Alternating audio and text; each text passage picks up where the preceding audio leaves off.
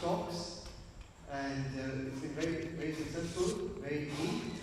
And today we're going to have a very, very special session because the common theme that has been discussed in the previous 3 sessions, today we are going to dive deeper into that main theme.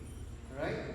So, without further ado, please welcome our guest with 3 loud Hari Bols. Hari Bol! Hari Bol! Hari Bol!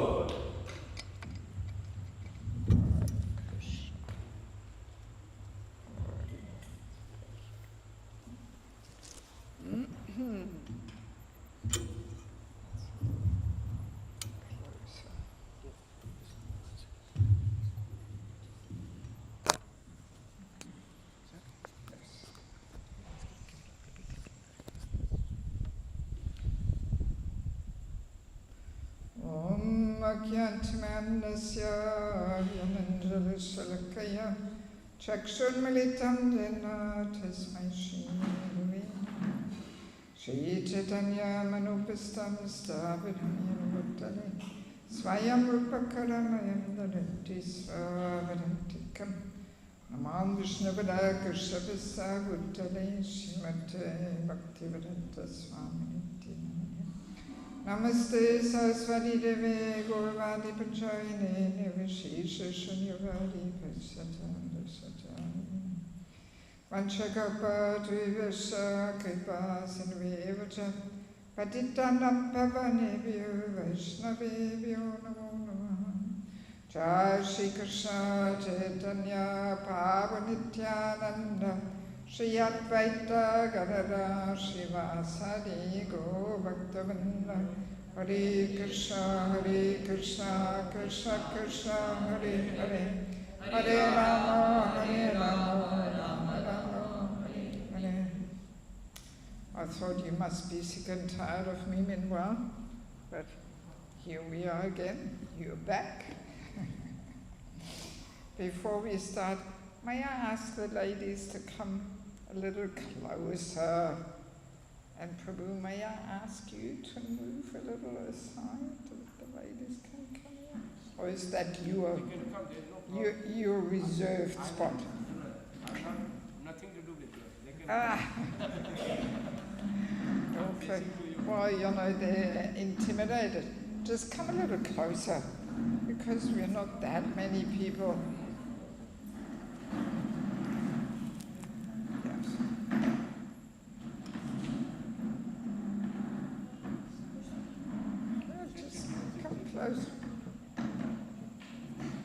Shoveling all the chairs around.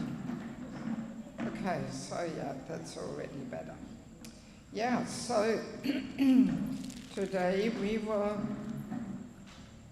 have one little session about the topic of the false ego, our constant companion and troublemaker.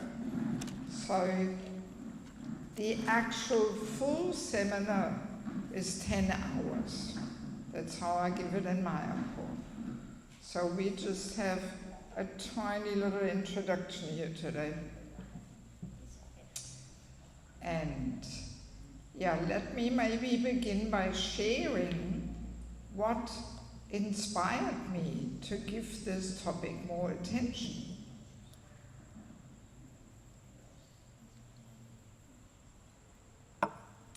Because I had already, I took it off, thank you. Yeah, because as I have mentioned previously, I do like to conduct holy name retreats. And after doing so many holy name retreats, this realization struck me one day that unless we at the same time make some effort to subdue and dissolve our false ego,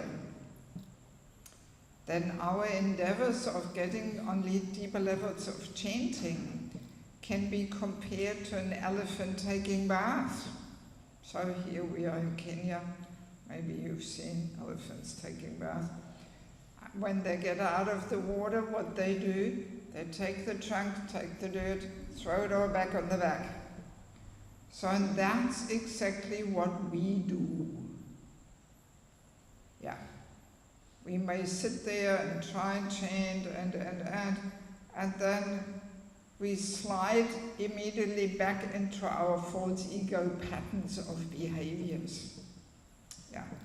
And we are often trapped there, we are stuck there, because they're so deep and established, you know, that we actually can't really move forward. And as we know, Mahaprabhu is saying,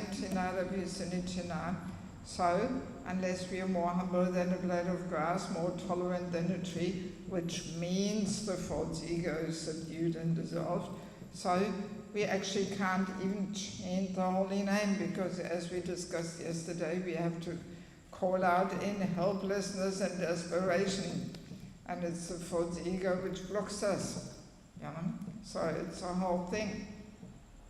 Yes, so one day that realization really struck me, and I thought, my God, all these holy name retreats here, it's all very nice, but, you know, we're just trapped in our false ego patterns of behaviors. So we have to work on both things parallel. You know, getting deeper insights into chanting and making a serious endeavor to connect and call out and but at the same time, we also have to make an effort to let go of our false egos. And then I think, I'm not sure if I mentioned these things already, but the bigger the false ego is, the less we can see it and identify it. And I had this funny little episode once where one Mataji who has a very prominent and dominant false ego, and therefore she always gets herself into some tension and some conflict. And at some stage she was a little frustrated and turning towards me and revealing her heart a little bit. So I thought, all right, let me try and help her to understand what the problem is. So I was very careful, because I know the false ego doesn't like to be poked, you know. So I was very careful saying, well, you know, I guess our false ego always gets us into trouble. And then her reaction, she was laughing it off, saying, come on, false ego, what's that? I don't have that. I was completely shocked, you know. How can we think we don't have a false ego when it is so dominant and so prominent? I was completely speechless, you know, and I didn't first know what to say.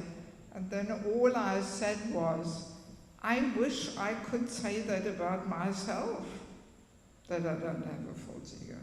That's all I said. I didn't say any more than that, because I know, you know, if people are like that, then no use. Doesn't matter what you say. The false ego blocks the ears, you know. Yeah, so it's indeed like that. In our more neophyte stage, we don't even realize how the false ego gets into our way practically every day. Yeah. And as we become a little more purified, then we become more sensitive, we become more perceptive, and then we start realizing, oh my God, you know, hardly a single day passes without Krishna throwing some opportunities in our way to dissolve it and let go of it, but usually we miss it. We miss the chance, and we defend and protect and feed and boost the false ego and massage each other's false egos.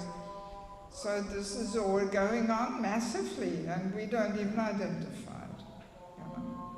That's the situation.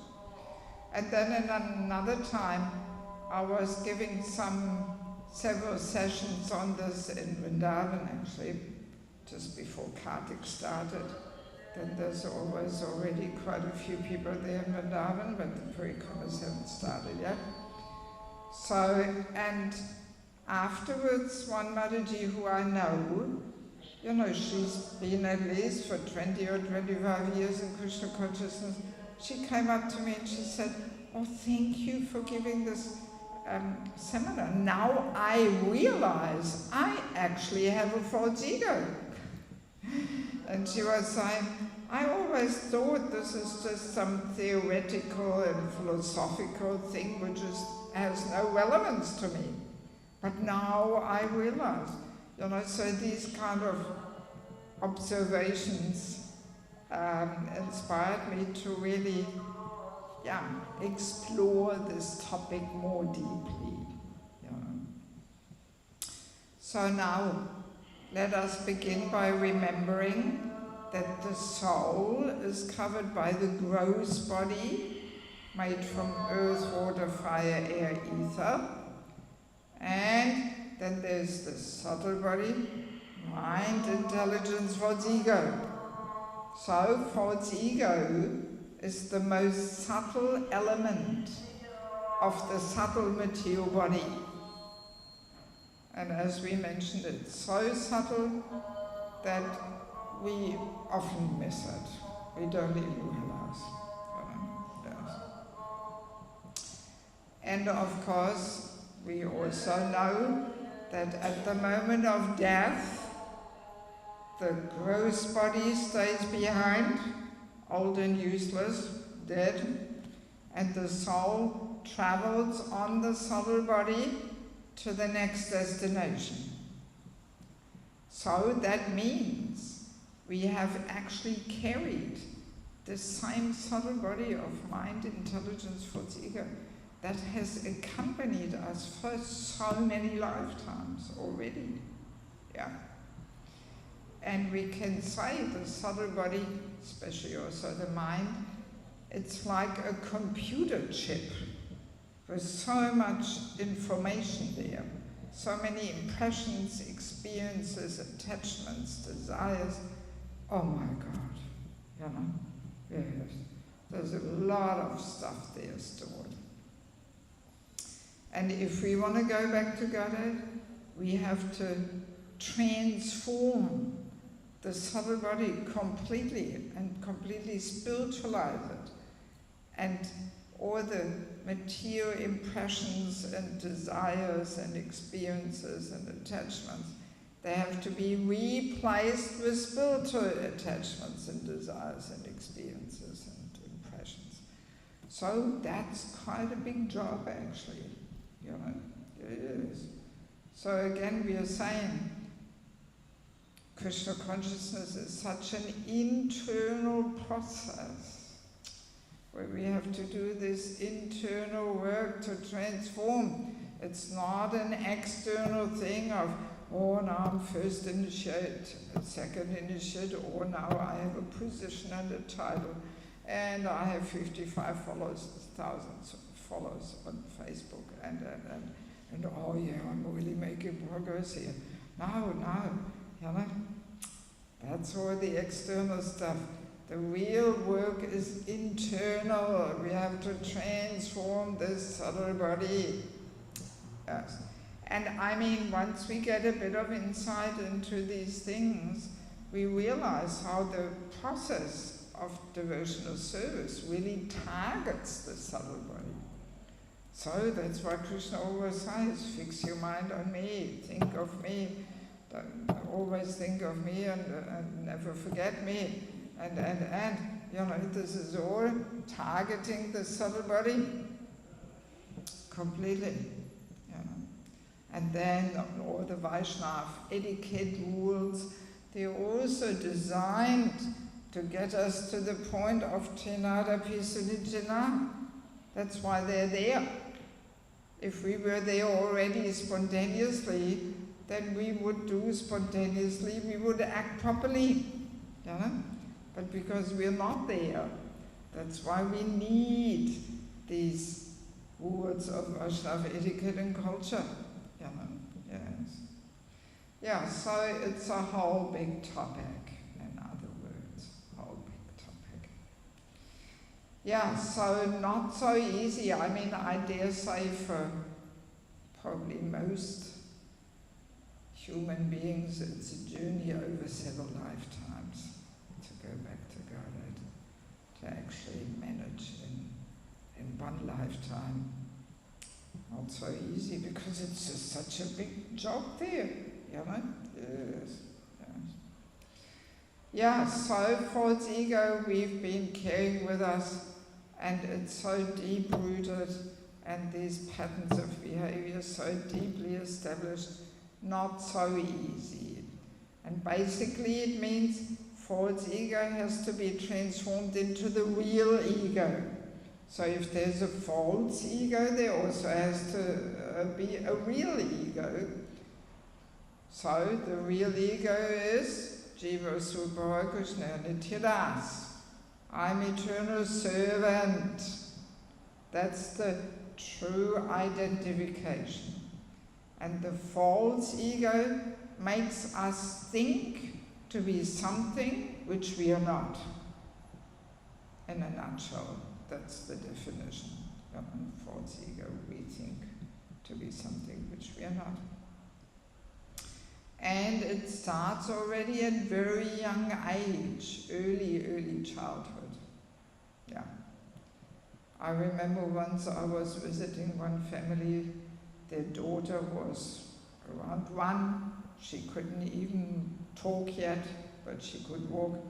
So while I was talking to the parents in the lounge room, the girl was bringing all her toys from her room. And I didn't think it was such a special thing. I thought, all right, she wants to play or something. But then the mother said, "Oh, she's showing off her toys because you are here." And I thought, oh my God, it starts already at that young age. You can't even talk yet, but still, you want to show off your toys. Oh, my toys are so special, and because they're my toys, that's why I am so special. That's how it goes, Yeah, like the toys are the first possessions of a human being, That's why the kids often argue over the toys. It's mine. Yeah, so starts already at that age, or even earlier. Anybody who has kids has that experience, how kids sometimes do these tantrums and try to get attention and get their desire through, by making a whole drama there, being some drama queen. Yes, so this is already false ego in action, Yeah. And then, it continues. So it starts with, I'm a boy, I'm a girl, I'm, from Kenya, Mauritius, German, Russian, whatever nationality we identify with. But it even gets more subtle, especially if we haven't had such a good childhood, if we were a little neglected or something, then it gets even more subtle, then I'm a bad girl, or I'm an unloved girl or boy, or I'm a naughty boy. I lost something there. I'm a naughty boy. Nobody likes me, and I'm unwanted. I'm an unwanted girl or boy. So this is also a false ego thing. We take some designations there, and they really affect our patterns of behavior completely. I just recently read a book about this. My God, so subtle. So we carry all this luggage and this conditioning that's all connected with the false ego, because we identify as being naughty, unwanted, unloved, and. Yes. And we carry this throughout our whole life, and that influences us in subtle ways, that we establish all these patterns of defense and, trying to avoid hurtful situations. And, oh my God.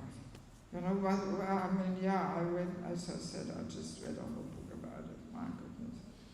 It just gives you some idea how complex, all these subtleties are, and how much work we have to do to free ourselves from all this garbage, all this junk, all these misidentifications, instead of just seeing ourselves as humble servant of the servant, bas, finished.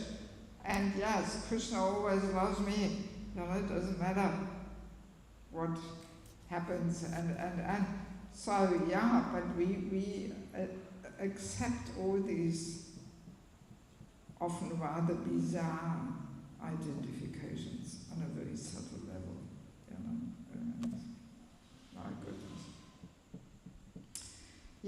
So, and then as we get a little older, so then I'm a student, I'm an engineering student, and I'm a medical student, I'm this student, that student, I'm a good student, I'm a hopeless student, there's continuous, And especially if we get to hear these things, you're foolish, you're hopeless, and so, that we take it all in and we identify with it all, So, and then we get a little older, so then maybe we get married, so now I'm husband, I'm wife, I'm father, I'm mother. So like that it continues. We accept all these designations, and of course it doesn't end by joining Iskcon, it continues there. I'm a brahmachari, I'm a grihastha, I'm a wealthy grihastha, I'm a poor grihastha, I'm a useless grihastha, I'm a pretty fired up grihastha. So all these kind of designations. Or I'm the head pujari, I'm the Sankirtan leader, I'm the head cook, this, that, regional secretary, I'm a preacher, and. So, they may all be roles we are playing, no doubt. We all have so many roles, right? Like at home in the family we play certain roles, then at work, in the office we play a different role, then in the temple community.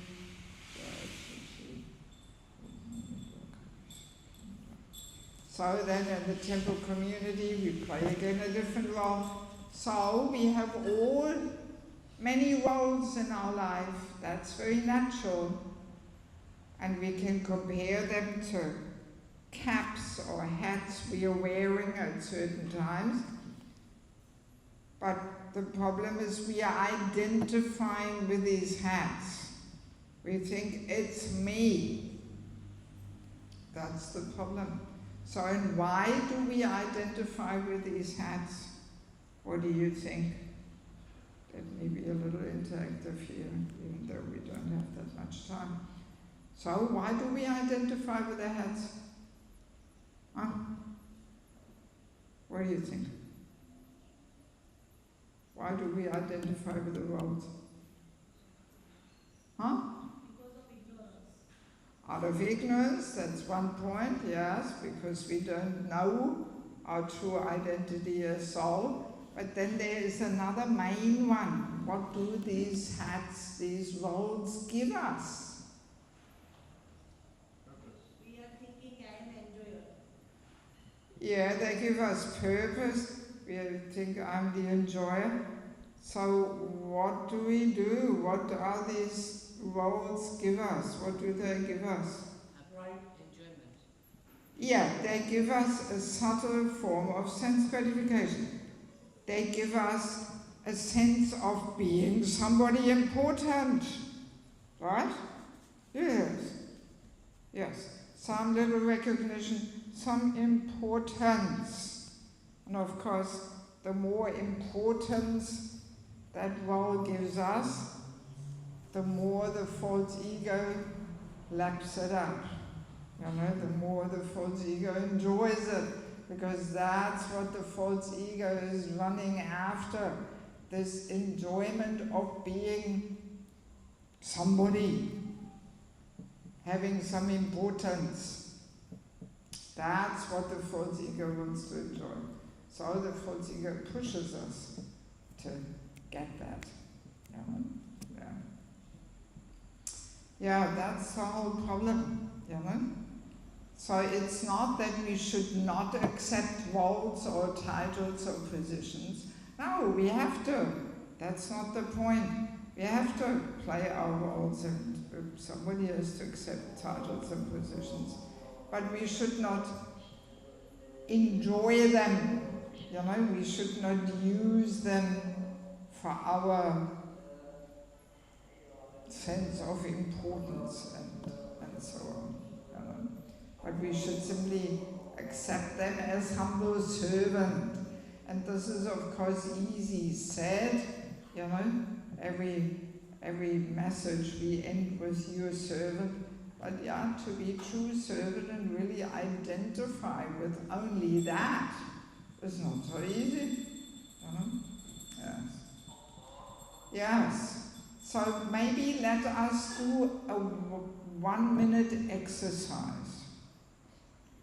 Let us turn to our neighbor and share which role, which hat is your favorite one. And when you think, when the thought comes of having to give up that role, it's almost worse than death. Yeah, you get the task. All right, so quickly share. Turn to your neighbor, share. Just in pairs. If you get in a too big group together, it takes too long. So just in pairs, share which role is most dear to you and which role you mainly identify, and giving it up is almost worse than death. Come on. Quickly, share.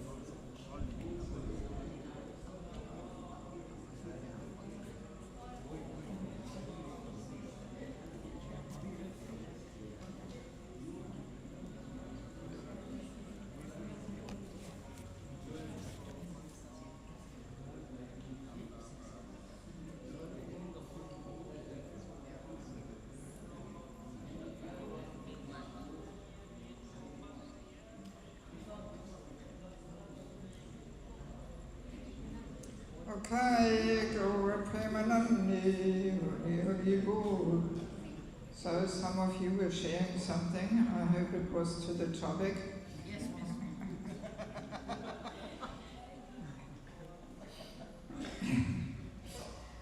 Okay, well,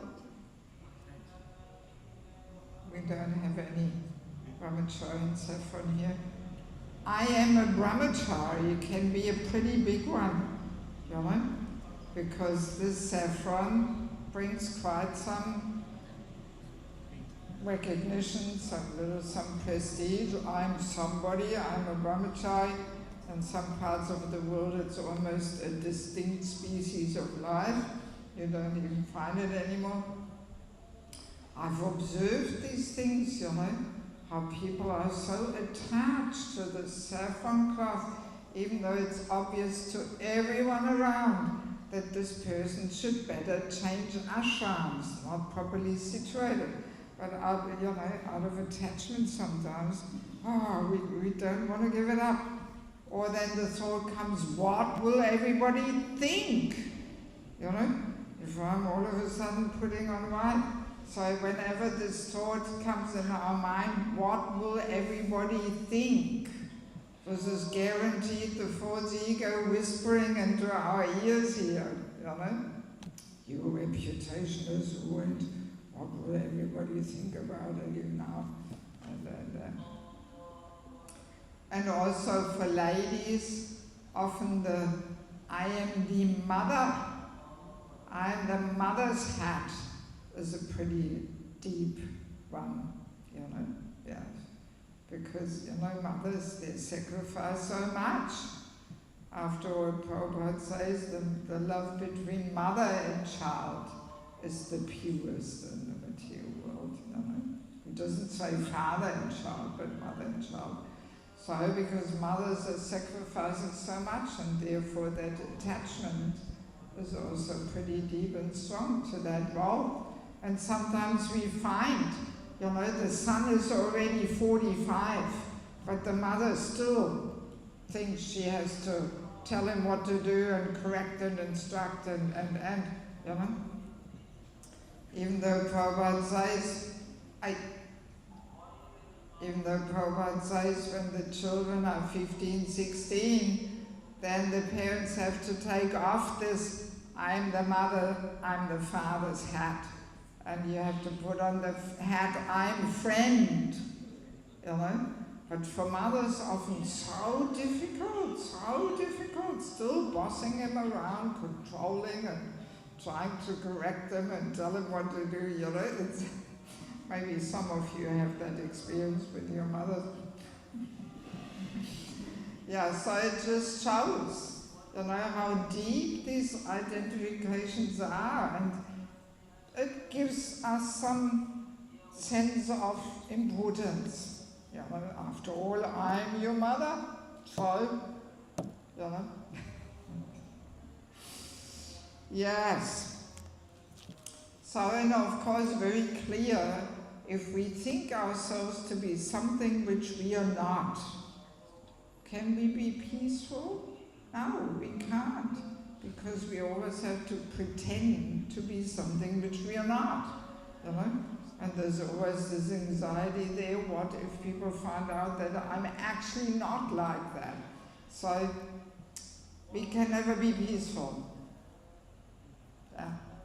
So let's imagine we are, part of a big fancy company, but we're just the cleaner there. And one day we just proclaim, actually I'm the director. So that would be quite a bit of anxiety. How will I convince everybody that I'm actually the director? And what if they find out that I'm actually not the director? I mean, you would have sleepless nights. So then one day we say, actually it was just a joke, I'm not the director, I'm just the cleaner. Oh, thank God, what a relief. I don't have to try and convince everybody here that I'm something which I'm actually not, right? So, and that's our position in the material world. As long as we try to be something which we are not, there will be always so much anxiety and fears and mental tortures and. So, and also Prabhupada gives this nice analogy. He says in one purport, I think it's in the 5th canto, that life in the material world is like a nonsensical stage performance. Have I mentioned this already here? No. Yes. I find this such an excellent combination of words. Prabhupada sometimes really makes this amazing word combinations, A nonsensical stage performance. It's just really, hitting the nail on the head. You know, we can imagine every lifetime like a performance on the stage. So, one lifetime, you know, in an African man's body. Okay, and I'm running. I'm so busy. I have so many important things to do, no time for anything. Running. And then death comes, curtain closes, show is over. It's all over. Finished.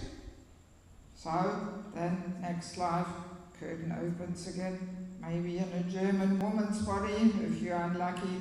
So again, running. I'm so busy, so many important things to do. And then curtain closes again, show is over, it's all finished. And maybe next life, now I'm a dog in Sweden. Dogs also have, you know, dogs' mind, dogs' intelligence, dogs' false ego, or dogs have a big false ego. You know, barking, biting, get off my property here, and what do you want, and, you know, yes. So like that, lifetime after lifetime, nonsensical stage performance. You know? And it's the false ego which entangles us in this nonsensical stage performance. Yeah. And I mean, it's interesting. We often think, yes, the mind, when, for example, when we chant japa, we think the mind gives us so much problems and carries us here and there. But once we get some little insight into the false ego, we actually realize how the false ego uses the mind and intelligence to get the gratification it demands. So very often what we think is the mind, behind the mind actually the false ego is hiding. And the false ego uses the mind, but the root cause is actually the false ego. Yes, it's quite interesting. For example, whenever we find ourselves in that situation where some topic goes around in circles in our head, right? Have you ever experienced this? Yes? Or is it only me who experiences it sometimes? You know, that some topic, some conversation, some monologue, some dialogue, some issue goes in circles around and around and around, and we just can't drop it, we can't put it aside, you know, we can't stop thinking about it. Guaranteed sign that the false ego takes us for a ride. It's a false ego, guaranteed, you know, yeah. Which, you know, yeah, pushes us, and oh, you shouldn't have said that, and then he said this and that, and how to defend in this situation, that thing. So it's a false ego, you know. Yeah. Yes, and false ego also contaminates the intelligence.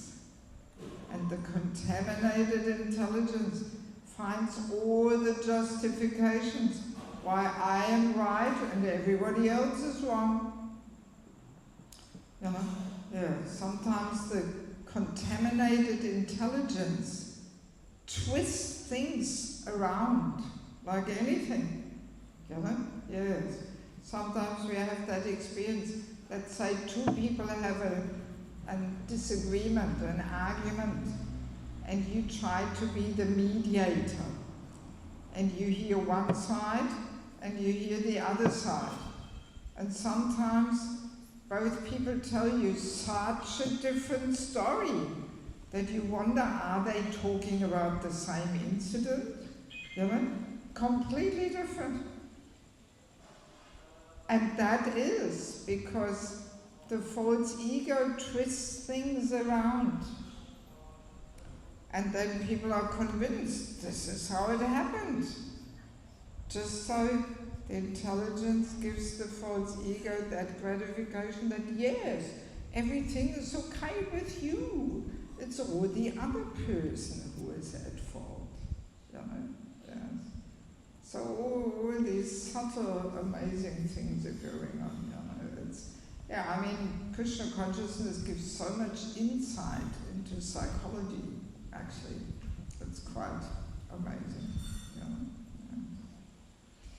Yeah. So let us understand that really it is the false ego which is causing us all these anxieties and mental issues and fears and whatever, inner battles and tortures and it all comes down to the false ego actually.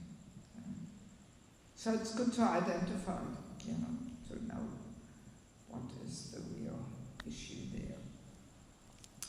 So now there is, we don't have much time left, there is one verse in the Bhagavad Gita which I just quickly want to touch upon. This is 1858. In that verse, Krishna gives us two choices of acting. So he says, if you become conscious of me, you will pass over all the obstacles of conditioned life by my grace. This is option number one. So let's look at it again. Becoming conscious of Krishna, what does that mean in connection with false ego here? What does it mean acting in that consciousness of being conscious of Krishna? Always thinking I'm the servant of Krishna. Exactly. Acting in the mood of I am servant.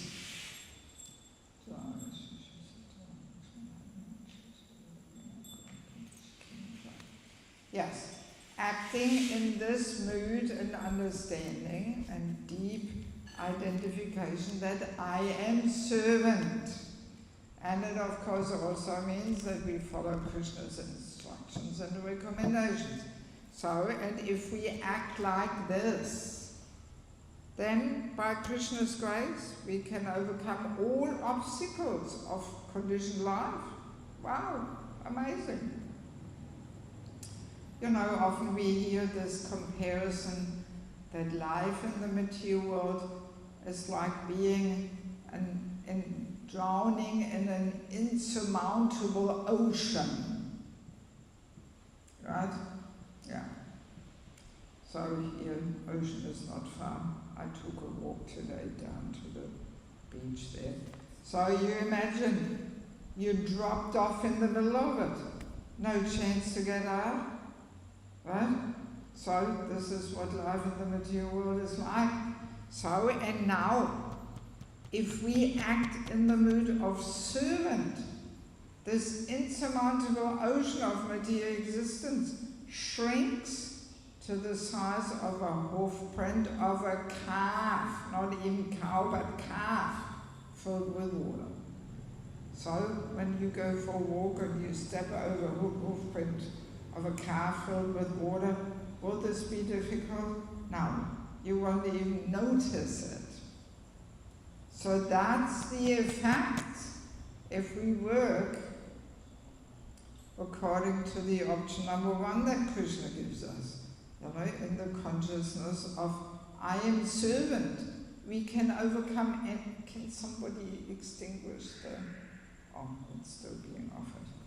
Yeah, I can immediately feel it in my voice, Yeah, so this is the result, if we act in consciousness of servant, we can overcome any obstacle. Let's not get distracted here just by the stick of incense.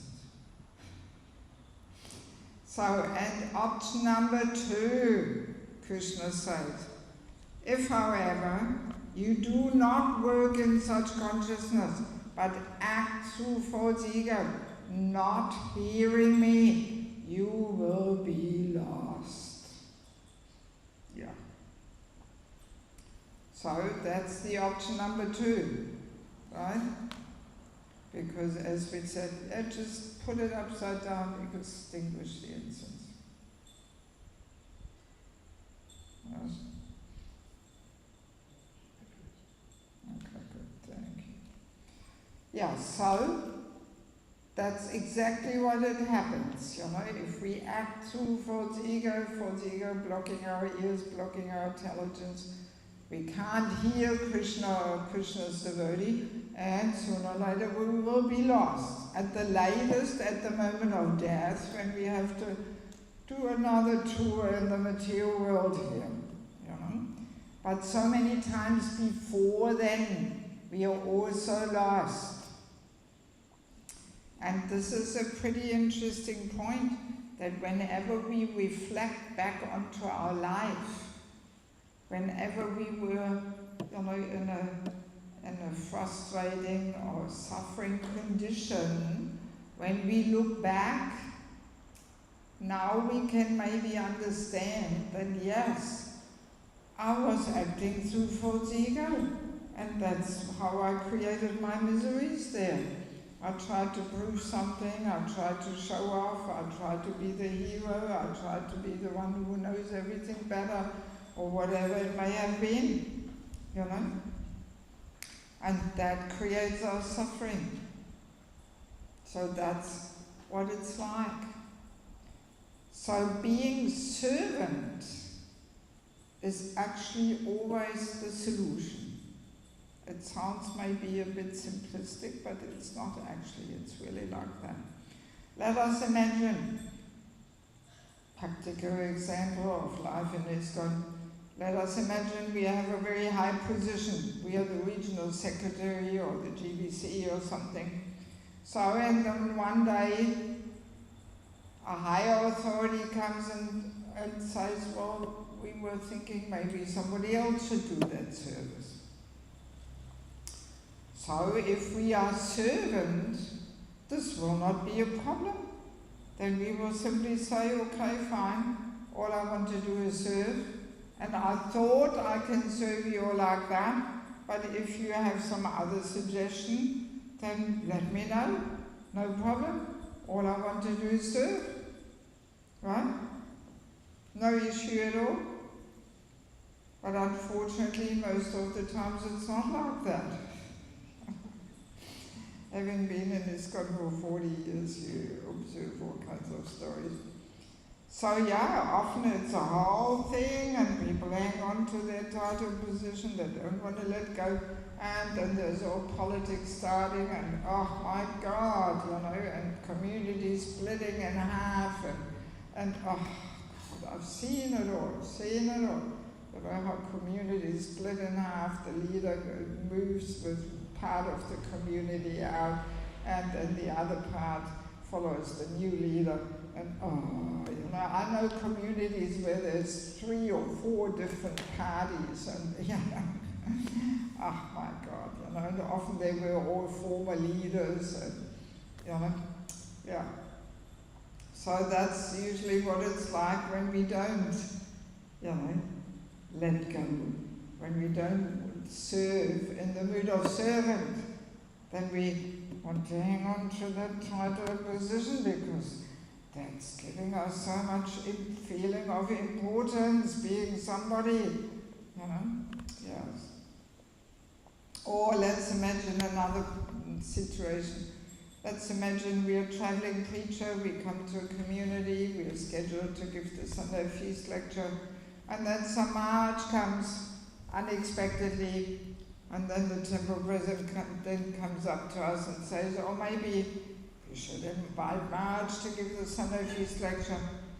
So if we are in the mood of servant, no problem. Then we will say, yeah, okay, fine, all I want to do is serve.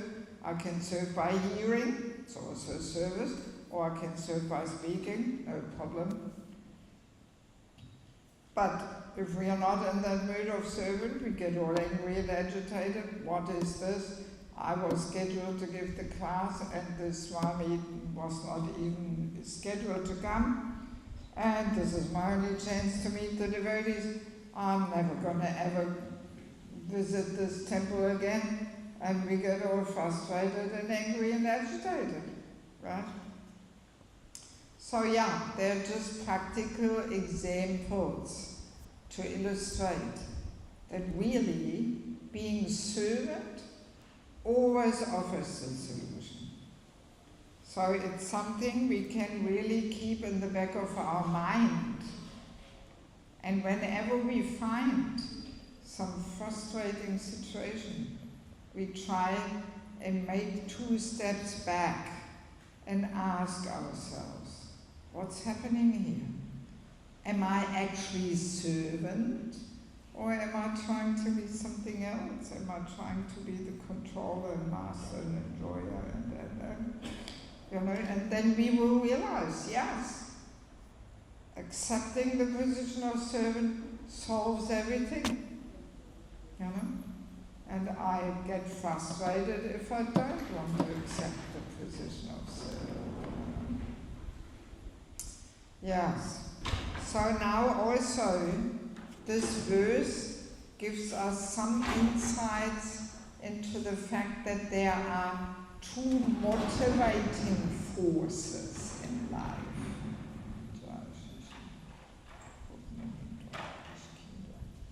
There are 2 motivating forces in life. In the material world, the path to success is the ambitious, false ego motivating force. Right? That's the path to success. I want to become. And we take some designations or some designation which gives us some good sense of importance, right? I want to become a doctor, a lawyer, this, that, whatever. Or in Iskcon, a worldwide traveling preacher, a big famous author, a famous kitchener, and whatever. Or guru, sannyasi, and so we take some designation and we think, yes, I want to become that, and then I will be successful. Right? So that's the ambitious false ego motivation. But then there's also another motivation force, the Vaishnav motivational force. So what's that? All I want to do is serve. All I want to do is serve. Serve, serve, serve. Doesn't matter what. And interestingly, Paramatma in the heart witnesses that. Oh, this person wants to serve. And then Krishna arranges all the right doors to open at the right time. The right opportunities are coming towards us by Krishna's arrangement. So in Krishna consciousness, there's no real need of, chalking out a whole career in devotional life or something. No need. That's the ambitiousness. No need. All we have to do is give ourselves with heart and soul in service. And that will attract Krishna's merciful glance if we are willing to sacrifice ourselves in service. Because really, to do anything in Krishna consciousness, we actually need the empowerment and blessings of Krishna and his devotees. Otherwise, what can we do really? Yeah. And the path to get that is by sacrificing ourselves in service, being willing to sacrifice our life. Yeah.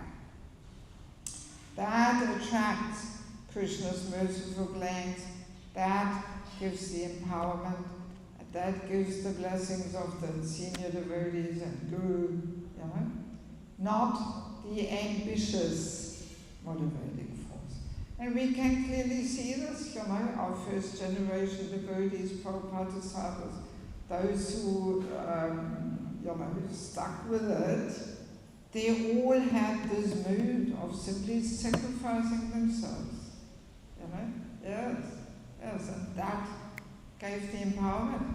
I mean, in the early days, there was no Bhakti Shastri, Bhakti Vaibhava, all this didn't even exist, Yes.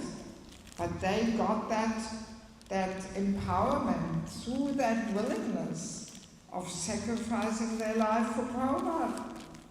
Yeah, that's what gave them that empowerment.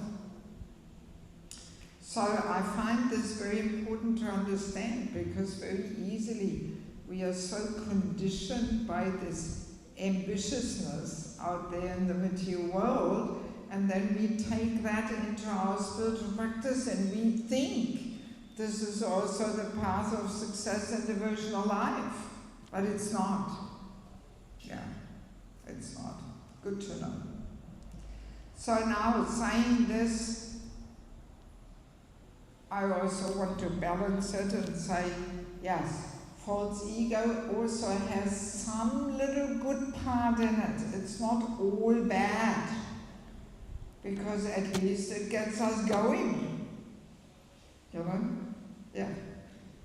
Because in our beginning stage, that motivating force of wanting to serve Guru and Krishna, not so strongly developed. So, at least initially, the false ego motivates to do something. It's better than, drowning in tamaguna. So that's why we can say, yes, eventually false ego has to be given up, but not too quickly.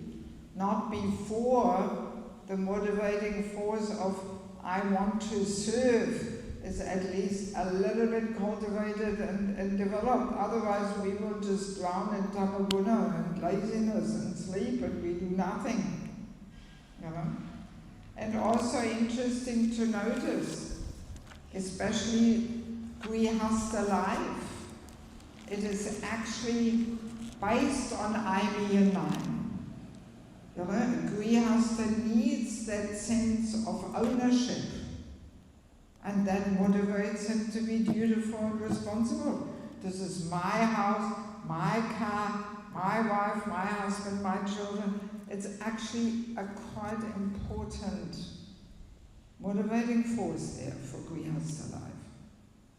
And to purify it, we have all the duties of grihasthas, that they have to give in charity, they have to open their home and welcome guests, and so then that loosens this identification of, oh, it's all mine. But initially, grihastha life, yes, it's almost like Krishna is tricksing us, yes, by giving us this false ego, and grihastha life. Okay, I better get going here. I have to provide for my family. I have to build my house, and so that gets him going, right? And then by giving in charity, okay, it's not all mine. Something should go to Krishna. So then gradually we learn to see, actually it's all Krishna's. It's not mine at all. Yeah, so interesting that there is also some good part in it. But eventually we have to transform this motivating force. And that's also why this Vanaprastha ashram is so important, because Vanaprastha means you have to actually, leave your cozy home there and get out, move here, move there, and simplify, your whole living space and reduce it, simplify, and get detached and live in the holy Dharma. All right, so I think this is all we can discuss today. Do we have any questions for further clarification? So false ego is only the cause why we have come in this material world. Yeah, So it is always companion with the soul. So to when we go in the spiritual world, so also it is possible to become free from this subtle body. Yes, subtle body we have to train them to become spiritual. How it is? The subtle body always companion of the soul. yeah, So when we should train them to become spiritual, it is yeah, we have to transform it. You know, so in the mind, all the material impressions and experiences and desires, they have to be replaced with spiritual impressions and desires and experiences. That's why it's so important, you know, to absorb ourselves in service, to have a lot of powerful spiritual experiences, go on parikrama, on festivals, you know. So we will see after 30, 40 years of intense practice, you know, all these material impressions, they fade away. It's almost like previous lifetime, right? Thinking back of all the nonsense we did before we practiced Krishna consciousness, is so far away, you know, so far away. So that means the subtle body is already quite transformed, and the false ego, or these false identifications, they have to be replaced with Jiva Srupa Krishna Nityadas, I'm eternal servant. That deeply has to be realized. That has to be our identification. Not so easy.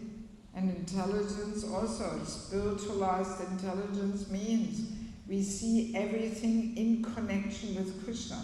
We see Krishna as the supreme creator, you know.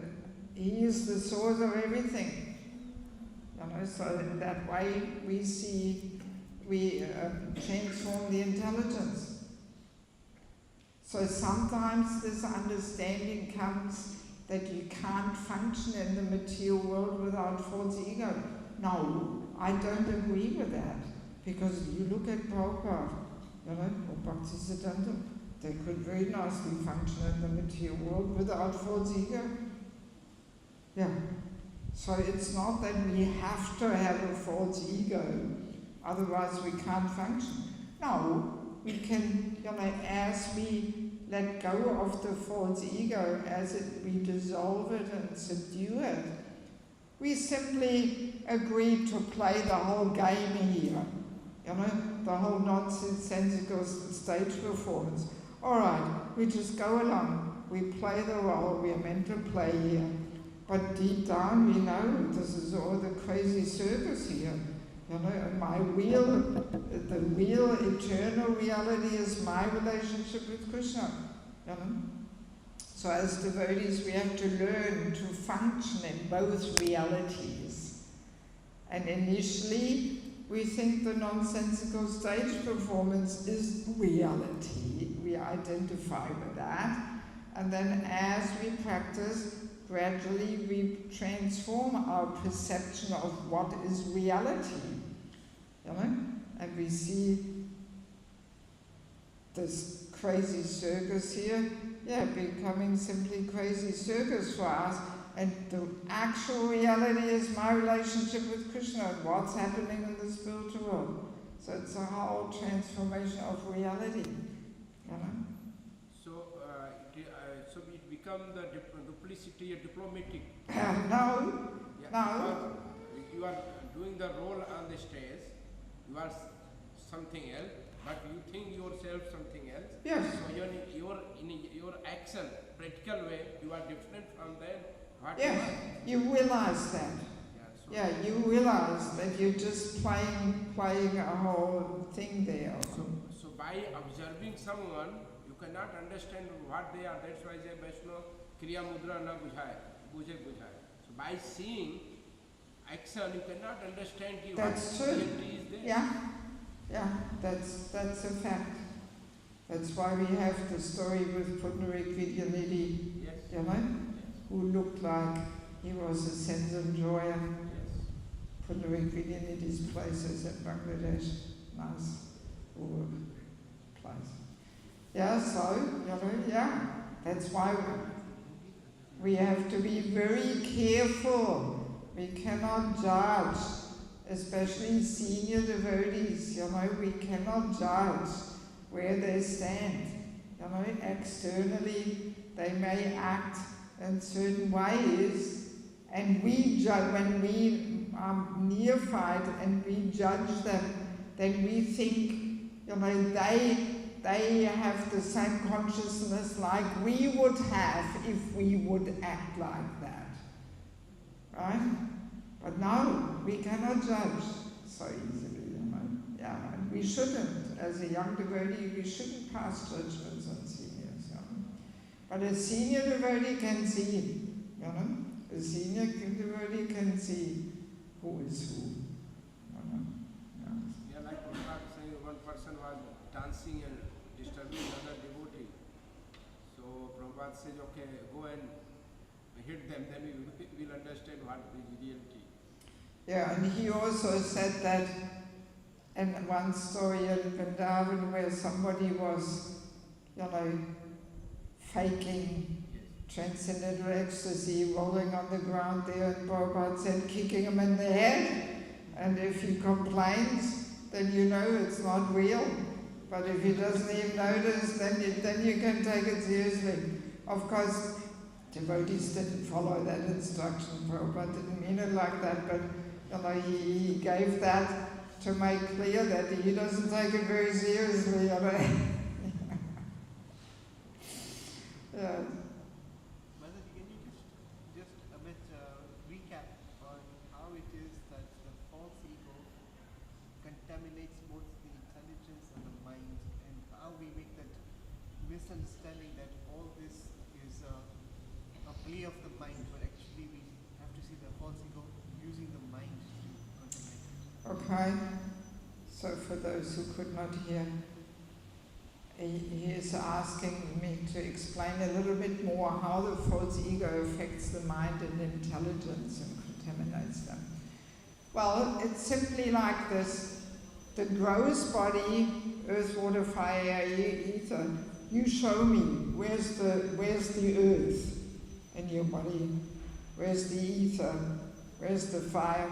You cannot actually separate the elements so clearly. It's all mixed and intertwined. And it's a similar thing also in the subtle body.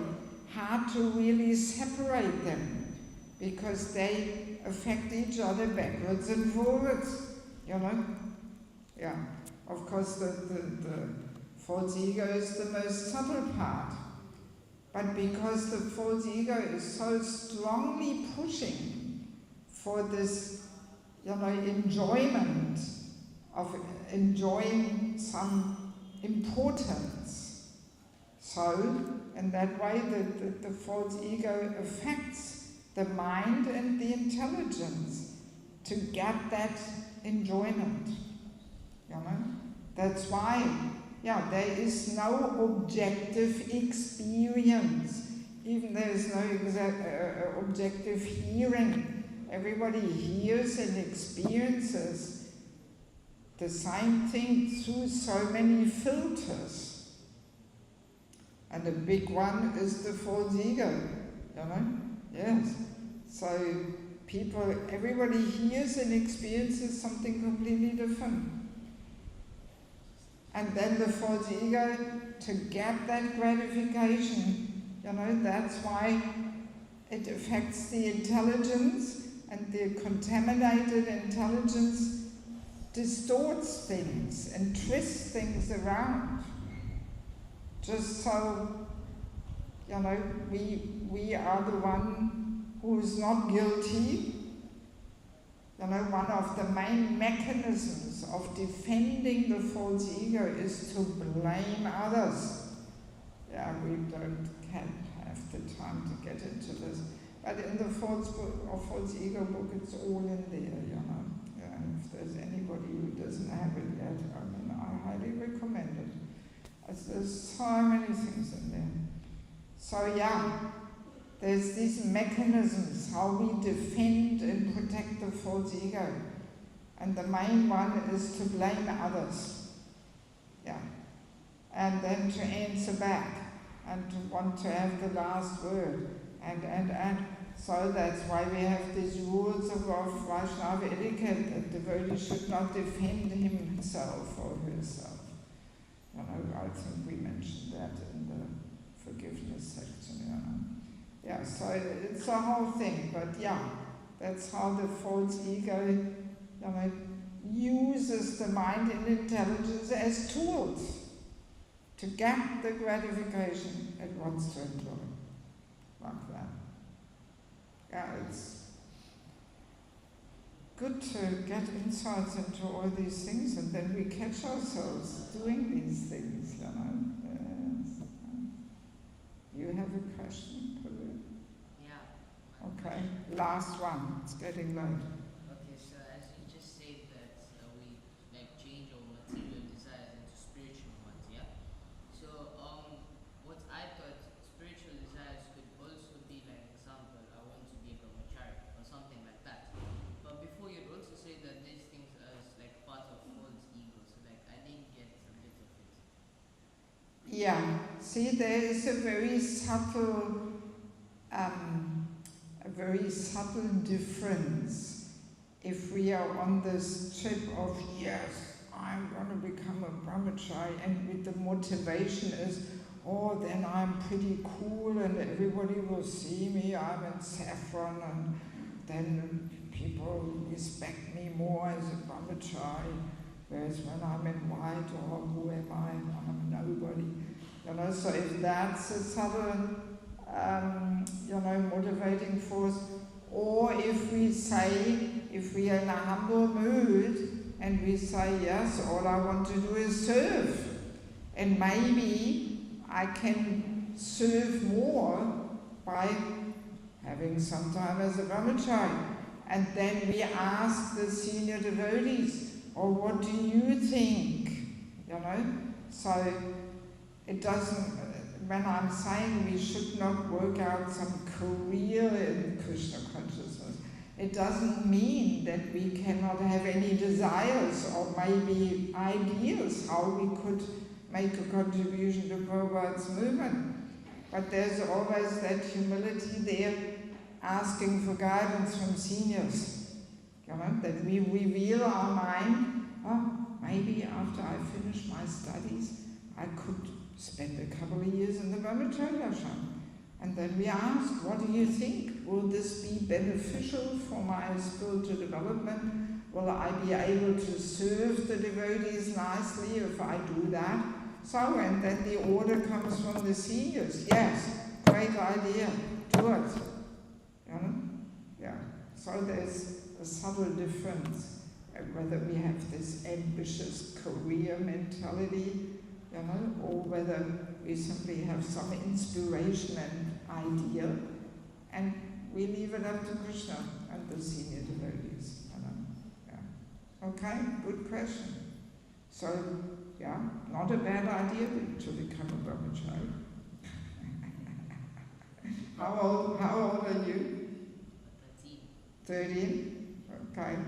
Yeah, I mean, usually the path is always that we first finish our material education and then we have some spiritual education.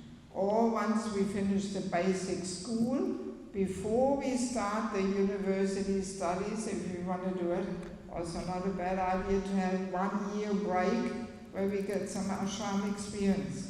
And then we will be stronger as a student when all this boy-girl mixing is going on there at the universities.